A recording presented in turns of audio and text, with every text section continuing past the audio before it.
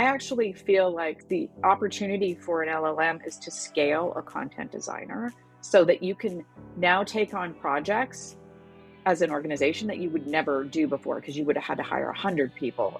In this episode, we dive into how content design is changing in the era of GenAI with Trisha Causley from Shopify. So in a deterministic product, you wouldn't ever say to a user, hey, this answer could be wrong. So read it closely, right? We don't need to warn users that it could be wrong. We don't tell them, hey, if it seems weird, run it again. Try again. We discuss why Trisha went from being an AI skeptic to an AI champion, what types of content tasks GenAI is actually capable of, tactical lessons for leveraging GenAI across product experiences, and why prompt engineering must become a part of your toolkit. We talk about Shopify's plans to leverage GenAI to scale and personalize brand building, and why generative AI enhances the role of creatives by expanding what you can do. This conversation is a deep case study in what the capabilities of the technology are today, but most importantly, how product teams have to leverage both creative experts and these emerging technologies side by side. Trisha Causley is a senior staff content designer at Shopify in Toronto, Canada, where she works on AI-powered product features. She previously worked on the Watson team with IBM. Standard LLMs, they're not tied into marketing metrics. So what they're doing is they are looking at all the content in the whole world, and a lot of it's bad and ineffective, but it doesn't know that. Like, it doesn't actually know what works and doesn't work from a human perspective. In fact, the more bad stuff there is, the more it's going to be trained on it, right? In Design of AI, we interview leaders and practitioners at the forefront of AI to help product teams navigate where and how to best leverage AI. Please subscribe to Design of AI, the podcast for product teams, wherever you get your podcasts: Spotify, Apple Podcasts, YouTube, or Substack. You mentioned you started as a skeptic. When did you start believing that AI was going to help content writing? I feel like people's initial reaction, especially content folks, if you ask an LLM to write something, you're going to get something back maybe that's not great. And you're like, this is useless. I can do better than this. So I feel like when I was really pushed to get high quality content, because we were working on a project and you can see where you can coach the tool to do better, I think that's where I saw, oh, okay, so it's not that it can't do it. It's on me to coach it and sort of externalize what I know or what I believe to be best practices so that it can do a better job. It helped me see the possibilities of generated content, but also my role in how, to bring that about, how to get that higher quality output. It sounds almost like it has allowed you to shift from copywriting to copy design or content design. Is that accurate?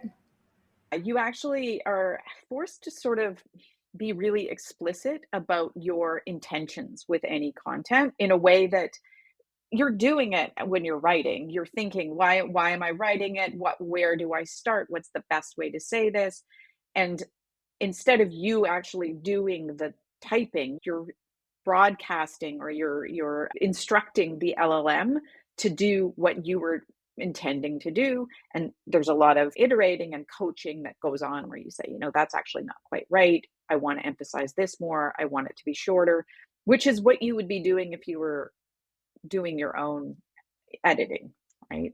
You'd be changing things in that way. So it's almost like I know that it's a bit cliche to say that it's an intern. I feel like we're kind of bashing interns a bit when we say that. We say it's an unskilled intern. It's more like you brought your niece or nephew to work with you and they're pretty good, grade 12 English students, but they're still like learning. So what kind of tasks would you give them if they're sort of really keen and happy to do things over and over again and they don't get discouraged and you can ask them to do tedious things over and over again? I feel like if you see it that way and you're just using them for those kinds of tasks, I feel like that's a better way to approach it than it's going to actually do my job for me. So you've been playing around with it for a little while now. How are you leveraging AI now? Or what have you found it's best at for you? So we use it a lot. So we're a very AI forward company. Thinking about something you would do that's very repetitive, that you could describe it in words and you can just get the AI to do it for you. As an example, reformatting things. So if somebody gives you a list and it's not in the format that you want and you want to paste them into a spreadsheet, but you you have a document with titles and descriptions in one row. The LLM's actually really great at separating those things out and giving it to you in a format that you can then cut and paste. I use it for that all the time, sort of side of your desk things that would be annoying, or small style guide things. The bane of a content designer's existence is being a capitalization or comma police. Just give that to the LLM to do, write a little prompt with some style guide stuff, and you can just get that cleaned up in seconds, which is really nice. And if it doesn't do it right, you just say, do it again. You missed this.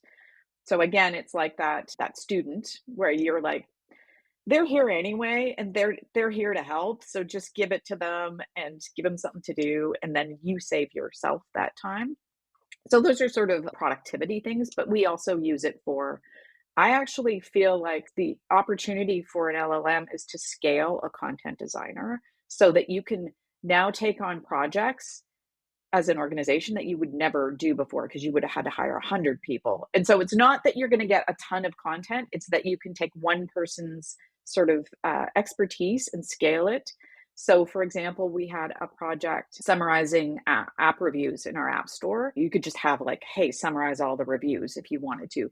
But we wanted to have a feature that was very intentional. We had ideas about what would be a valuable sort of piece of a summary. How would a summary be structured? What kinds of things would people find interesting about other people's reviews? How should the information, the content sort of be laid out? We would never be able to take that project on if we had to hire an army of content people to read through reviews and summarize them. But we knew what we wanted. We knew that this would be a valuable feature. And so having an LLM to sort of unlock that, you still need the content person.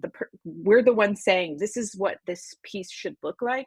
And by the way, here are the instructions in the prompt. You can turn your expectations into instructions that go into the prompt. You do the testing, you do the evaluating, and then you're done. And you don't have to do the reading through all the reviews and typing every summary. So it's like you're scaling your brain or you're scaling your ideas. And I think that for content people, that's what they should be looking at, the things that you would do if you had a ton of assistants or 100 hours in a day. I like that idea of if you had 100 hours in the day, what would you do differently? What has been then the most impactful improvement that you've had with your newly found 100 hours in the day? We often don't have the time to sit back and be analytical and think, what is the best practice that I'm putting into play here? Because we're just doing the work. So you're just like sitting down and doing stuff. So if someone asks you to edit something, you try to explain why you're making certain edits, right? If you have time, probably many people don't care. It's quite time consuming. And it's also something you're going to do every piece that you edit or every time someone brings something to you. It gets tiresome for you, probably also for the recipient. So oftentimes, if you're stuck for time, you just make the changes. You just make them. And then tomorrow you're making those same changes. And then tomorrow you're making the same changes.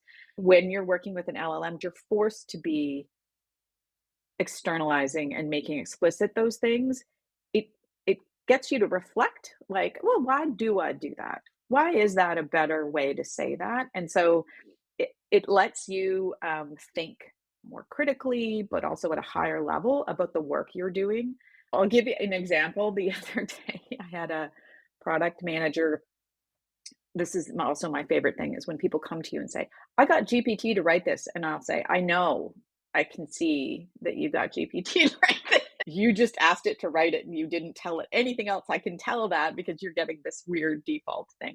So it was a changelog entry. And he said, can you take a look at it? And I looked at it and I thought, I could just rewrite this, or I could give you back a prompt. So the next time, GPT is very, I guess it's trained on a ton of marketing content and very salesy and very like hard pitch generic content. So it doesn't know that a change log needs to be something very scannable. It should be something that's like you don't say things like, "We're excited to announce this new API," right? Should be a little bit more just straightforward facts. So GPT just gave this weird, "We're excited to announce this new API starting on this date." I could have just rewritten it, and a year ago, I would have been like, "Okay, well, let's change this, let's rewrite it." Instead, what I could do is sort of do it at a meta level, look at some good examples of changelog entries, drop those into a prompt, and say, "Okay, this is what this thing should look like." So that is a really powerful thing that you can now do, because now I'm not saying that tomorrow that PM is going to write great content, but it'll be a lot better. And so it's sort of saving your brand, right? Because you're not getting this garbage going to the getting published, but it's also saving your time. I feel like you get way more credit for having given someone a reusable prompt than doing the edit. This Design of AI episode is brought to you by PH1 Research, an innovation research consultancy that specializes in turning business questions into product decisions. Over the last decade, PH1 has helped client teams discover, conceptualize, and test product improvements and net new ideas. This has included executive briefings about how to leverage AI and researching which specific use cases and tools your customers want. PH1 has worked on projects for Spotify, Microsoft, the National Football League, Dell, Mozilla, Bell, and various health and higher education groups. With capabilities across product discovery research, service design, rapid prototyping, and in-market testing, PH1 has been a key ally of product and product marketing teams. Visit their website to book an intro call, www.ph1.ca. It So sounds like the most impactful part of better leveraging AI is kind of twofold. From one perspective, it's changing the way that your role interacts with and sits within these other teams. But then, secondly, it also sounds like you've really learned that providing examples and frames for the prompts and for the LLMs are giving you significantly stronger outputs then. So you've really sort of shifted the way that you're thinking about the prompts and the way that you're using these technologies from a content perspective, and training kind of each instance as well. Is that correct? it's interesting because I feel like I don't want to pretend the output that's getting generated is not what a professional content writer would write. Sometimes it is. Sometimes it can be like, yep, that's indistinguishable from like a skilled writer. But it's better than what would have been written by the PM initially or generated by the LLM without any instructions. So you're kind of bringing up the level like across the board to a mediocre, passable level. And I feel like the promise of, hey, we don't need writers anymore, we're gonna just get the LLM to write everything. I feel like the danger is that is so easy to do. It would be very easy for an organization to say all of our content is now generated content. It would be a terrible thing to do. But if you, as the content person, could say, hey, wait a second, if you're gonna go down that road anyway, having this sort of generated content, then let's at least be the architect of like, we can get it to a B minus level instead of the really abysmal stuff that would go out otherwise. And it's kind of interesting because I don't use it that way. Like, I might say that I'm way more likely to write my own stuff. To me, writing is sort of thinking. And so it's easier in some ways to clarify my thoughts if I'm like writing it out. Some people, though, they just get stuck. So I feel like there's a difference maybe between a writer and a non writer and how they use those tools. I would use it for something like, I've got 5 things I'm going to talk about. Have I forgotten any? Like, you can ask the LLM and it'll sort of help you brainstorm, but I wouldn't necessarily get it to draft copy for myself. We've had a lot of episodes with designers and some product managers talking about how the process has changed, the way that you look at product. A lot of it was thinking about AI as a new material that you can work with, obviously a new assistant you can work with, but that conceptually a lot of them are needing to move a level up in terms of how they think about the outputs. That from a design perspective, they need to start thinking more from a service level or more strategically about the implications of the design. What are you seeing for content designers specifically? If you are a UX writer today working on AI projects, it's very interesting. So, in a deterministic product, you wouldn't ever say to a user, hey, this answer could be wrong. So read it closely, right? So if you imagine you're doing something where you've asked for a result from a database, you expect the same result every time. We don't need to warn users that it could be wrong. We don't tell them, hey, if it seems weird, run it again. Try again. We don't need to coach people the same way within the UI about what they need to put in to an interface. People are pretty good at using search. So they know, like, hey, these keywords, when I put these keywords in, I kind of know that that means it's going to match something in the back end.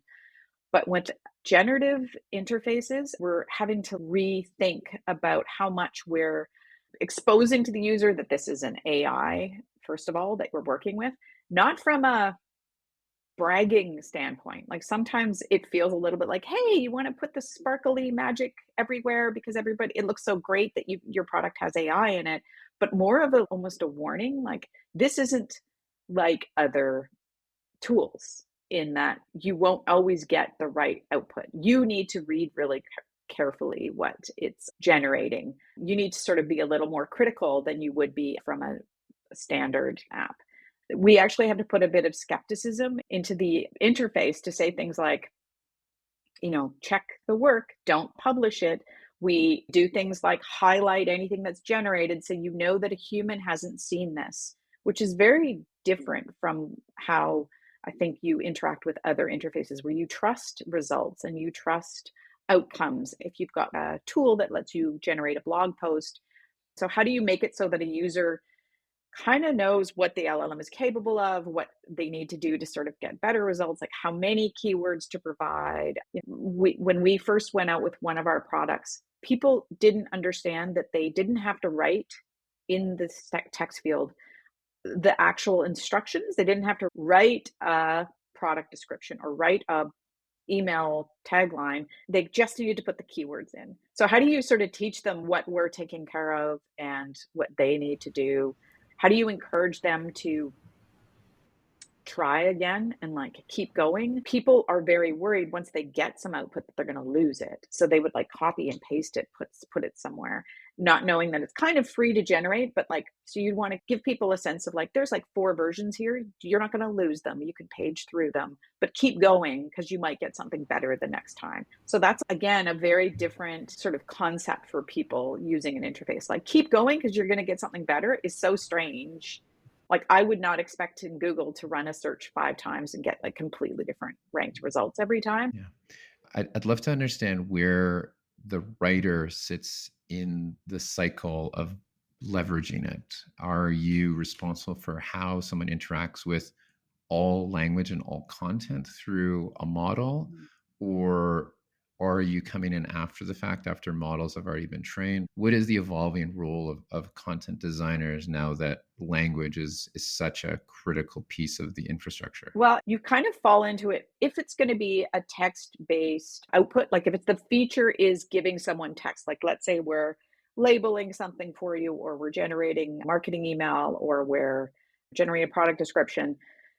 It's the natural space of the content person to say, what does a good output look like? What are the characteristics of a good output?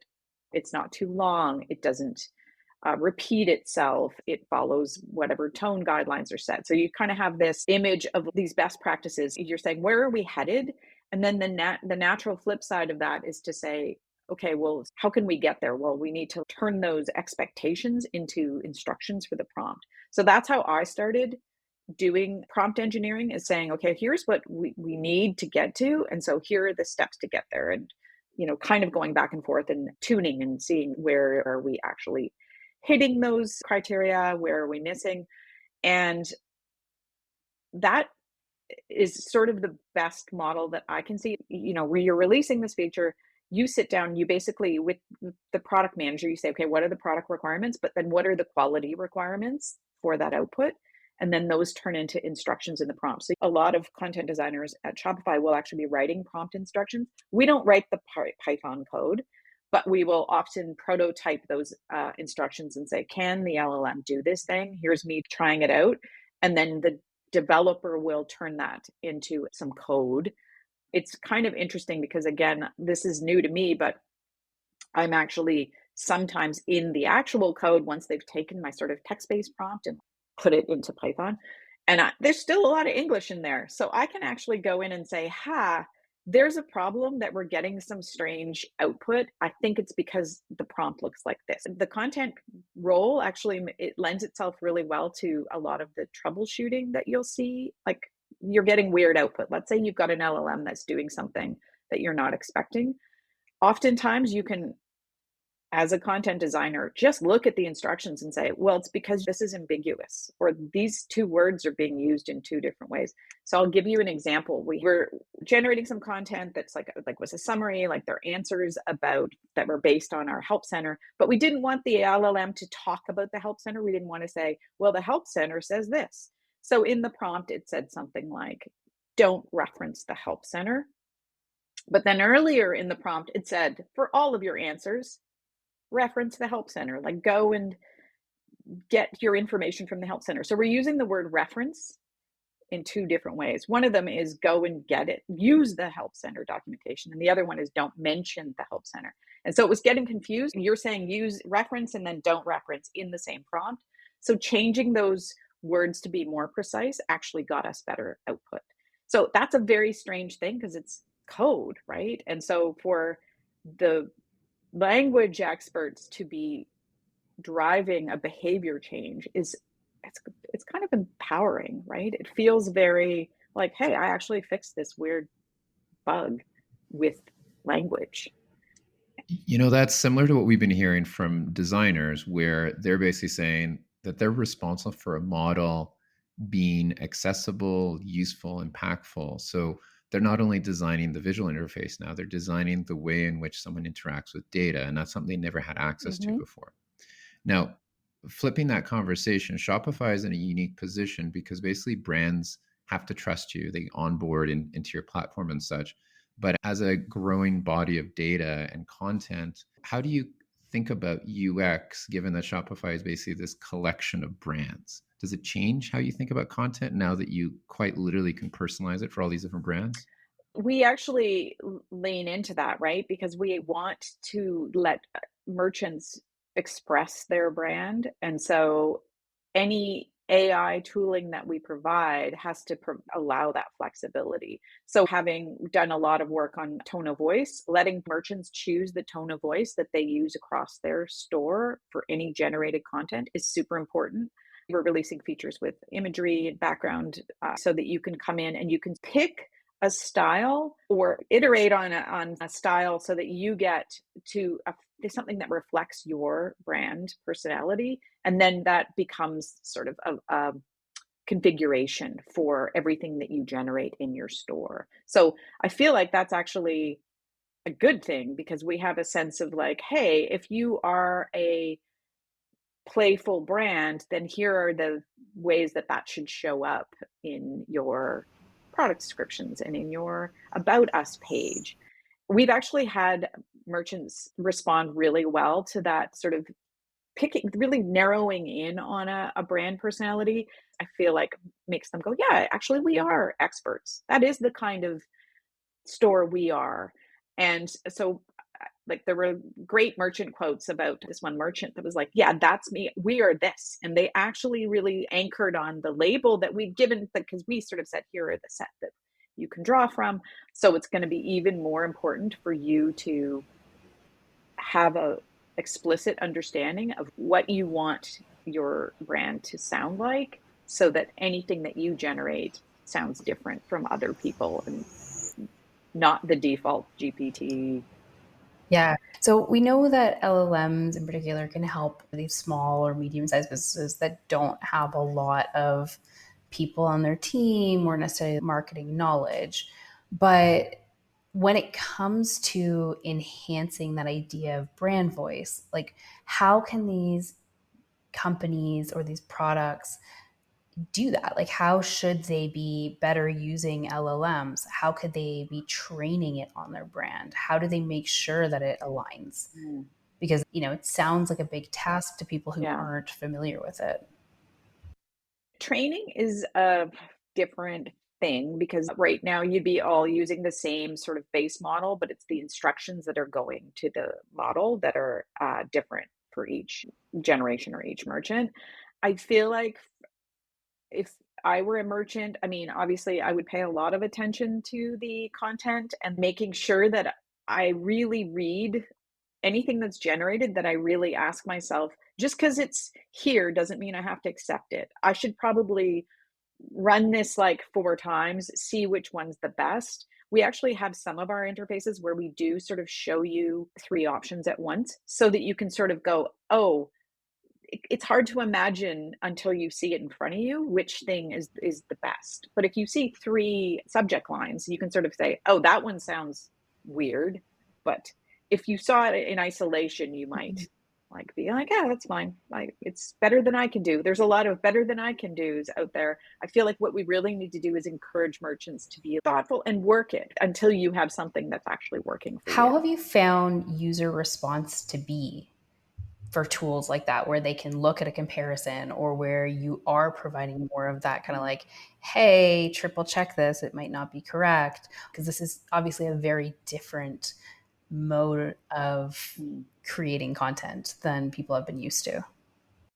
Yeah, it's funny because I think that was one of the biggest risks that I identified early on is that if people aren't confident in their own content skills, or they're just like, wow, look, it just seems to know so much about my product. And so they might publish it.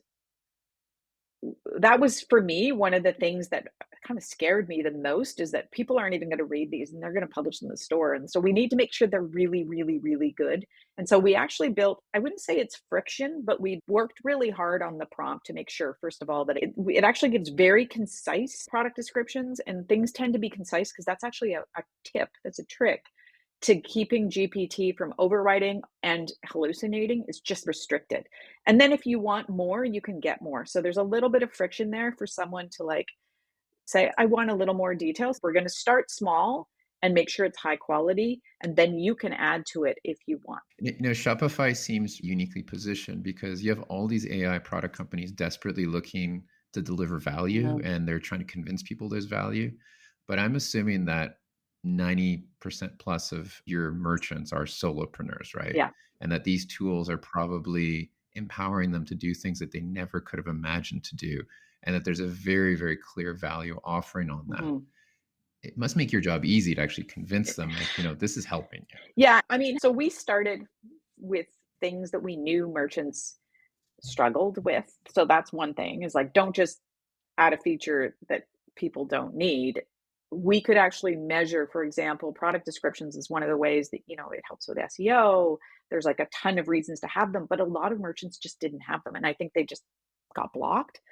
We released this feature and you could see like there was, I can't remember what the numbers are, but like immediately people could see the value and they were like, these are pretty good. Like I had nothing before and now I have this and my pages aren't empty and I'm getting SEO. And we've had people who said that they had used services before but been disappointed and it's a hassle because you have to send all your product information to them and they have to send it back and then you have to add it into your store. This is all there for you. So I think that making it in part of your workflow and it's something that you either found difficult before but that you need, I feel like that those are the places that we've been adding those features. What are the things that is really tough to do and you got to sit down and do it versus something I can now just press a button and review. I think that we've had really great adoption from our features because of that. I mean, even the Yeah. GPT, if you think about using ChatGPT, which a merchant could totally do, they could go and use the public version, they could write, but then they have to come up with the prompt and they have to paste the stuff back. And this is like all there for you, which I think that's kind of an easier sell. I just think you're the perfect use case because you actually have the top to bottom tooling, Mm. you have all the data, you have all the commercial channels at the disposal of these people. But when we look at other corporations, we spoke to somebody from Klaviyo, we spoke to people from Spotify. The reality is like there's a line where they just don't have the capabilities beyond that line. And as a result, the data is not as useful as it is for yours. Are there any lessons that you think you might have from being one of these ahead of the curve type organizations that perhaps could help these other ones that are feeling a little shackled by not sure how to leverage this technology? I feel like it's one of the things I would say we've done really well is by really democratizing the AI across the whole company. We're all encouraged to use it. Every time we have a hack days, there's hack days where people come up with their own ideas. It is shocking how many people, just all parts of the company, how many of them use AI in their hack days projects and are really embracing it. And I think what that does is unlock in the organization, like what is possible, what would be something that we could do today that would really help my segment of the population. So I'm not sure if other organizations are doing that, but that I think has been really helpful because I feel like there's a base level of understanding that is in the back of everyone's head from our HR people. They all kind of have a sense of, hey, I can just go and try this thing out. And I can ask someone in my org and they will help me like look at my prompt or whatever, or tell me how to get the API key to our local model. Like all of those things, I think have really made it so that it's a fire hose of possibilities all the time. Well, it seems like getting the most in terms of productivity gains is the function of the culture. And we've heard this repeatedly, and we're seeing data that basically states there's a lot of enterprises in particular that are intimidated to have their employees even use the Mhm. technology. Meanwhile, they're trying to in parallel build out tools. And as a culture, that's a mismatch, it's a Mhm. misalignment. But meanwhile, the organizations where we're seeing some quick gains and some clear advantages that are brand building are ones where their values are distilled from top to bottom. Like Airbnb is one of those orgs that has been really pushing it from top to Mhm. bottom.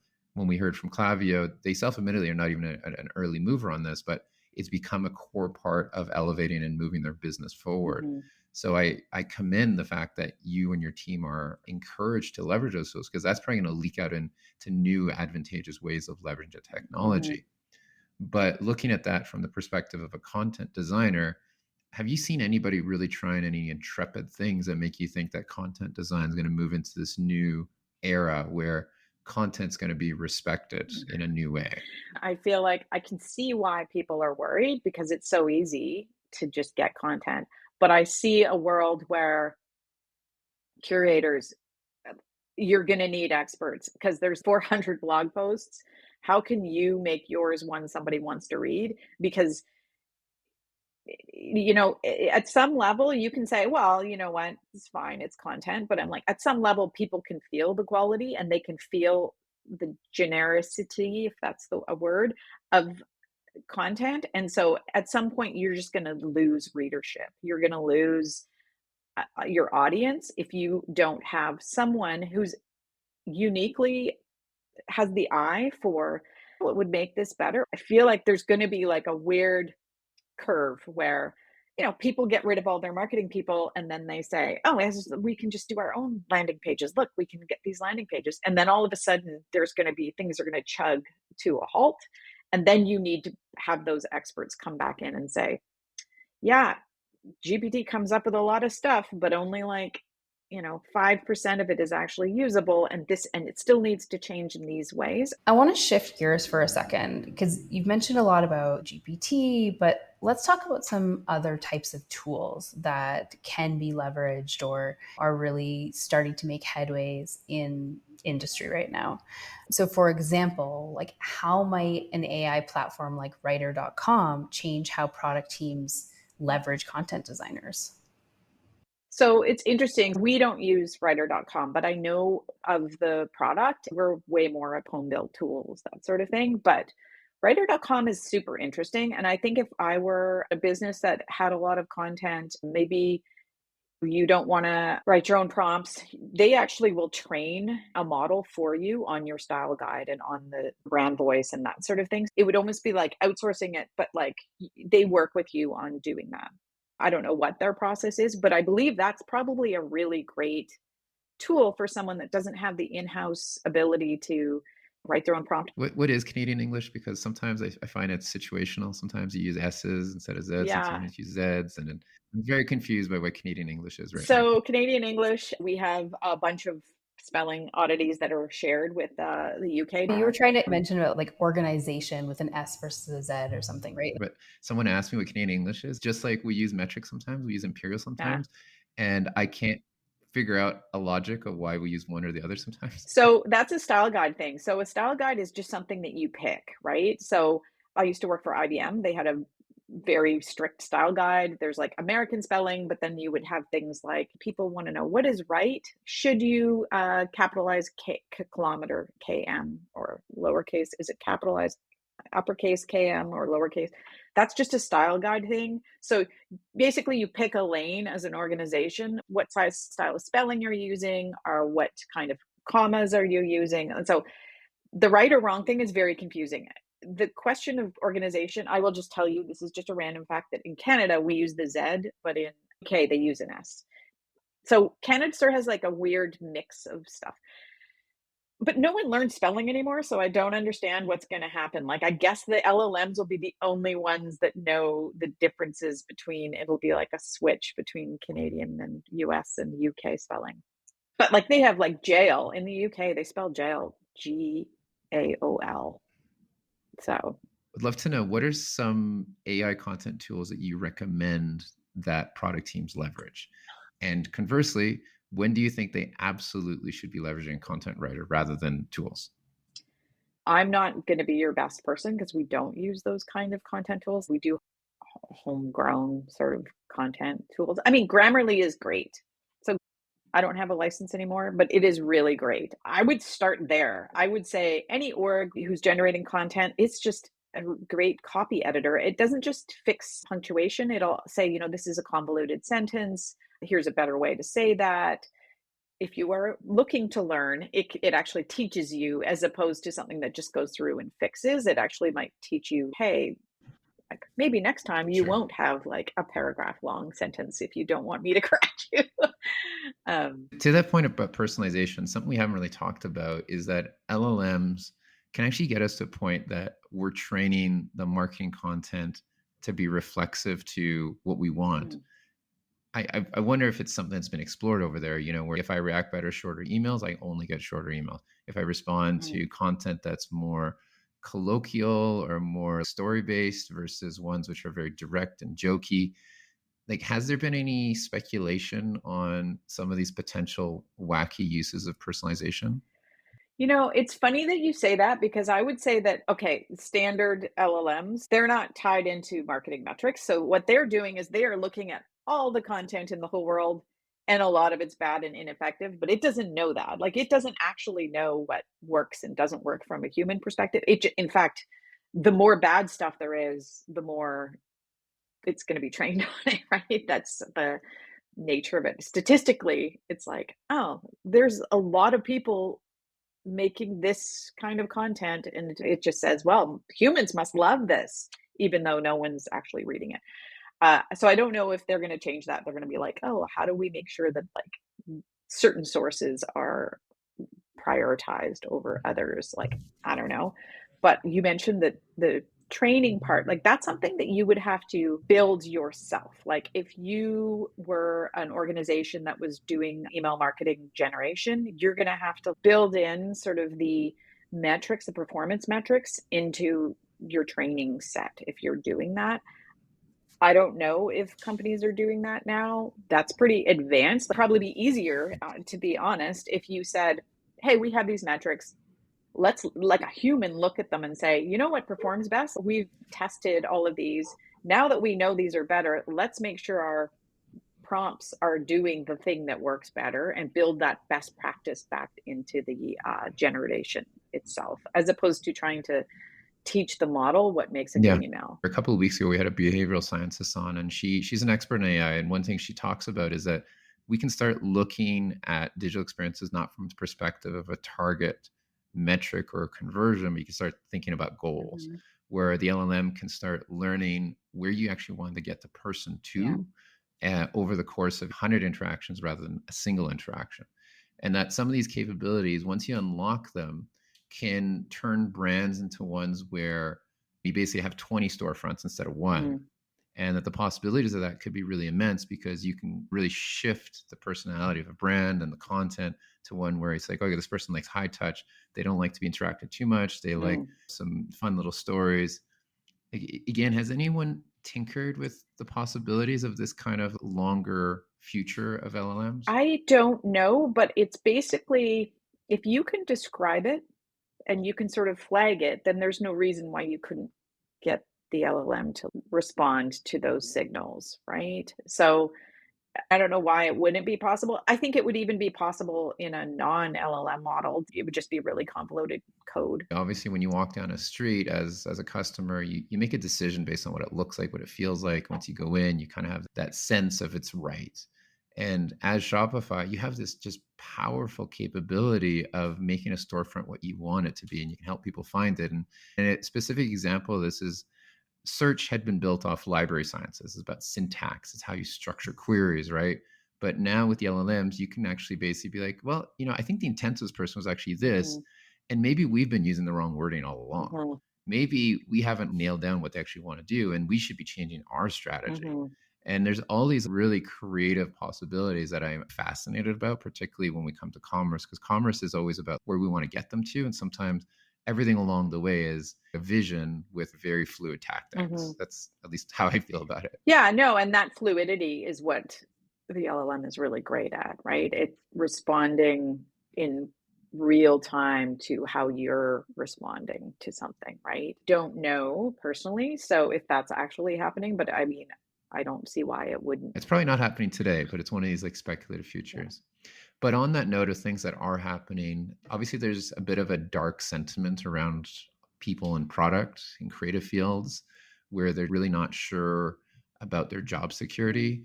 What advice you might have specifically for content designers about how they can adapt with what's happening right now, what they can focus on, how they can feel like they have a very positive trajectory. Don't be afraid of the technology. I feel like learning its weaknesses is the best thing you can do because then you can see the gaps and the way that you can help bridge those. Those tools aren't going away. So, how do you say, well, it can do A, B, and C, but it can't do D, E, and F? I've tried it. I know I am able to do that, or I'm able to work with it so we can get to F.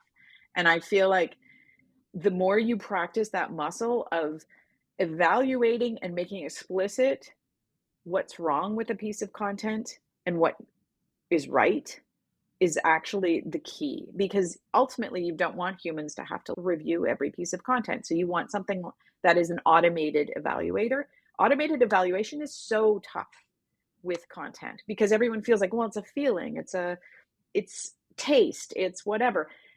If you can sort of quantify the sort of attributes of good content, that makes automated evaluation a little easier, and that is your value add, is you're saying, "Here's what a fail is.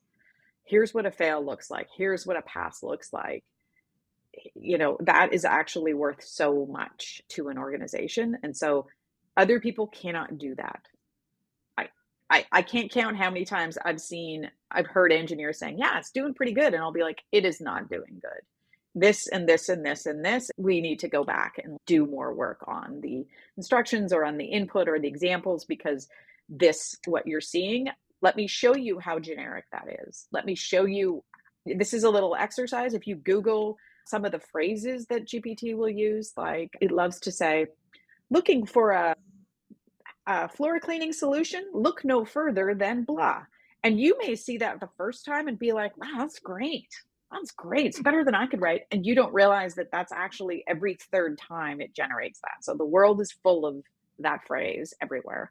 And so you need someone that can spot that cliche or spot that sort of tired phrasing. Well, thank you so much for your time, Trisha. It sounds like forever forward, Mhm. still the curator and the evaluator will be critical roles, no matter how smart the technology is. And it's good to know that good ads, good content are still going to have impact. We just might have better, crappy content now. I Yeah. don't know. Well,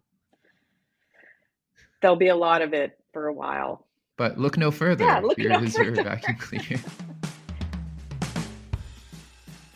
Thank you for listening to the Design of AI podcast. The show is hosted by Brittany Hobbs and Arpi Drag-Figueredo. Subscribe on Spotify, YouTube, or Apple to get our latest episodes.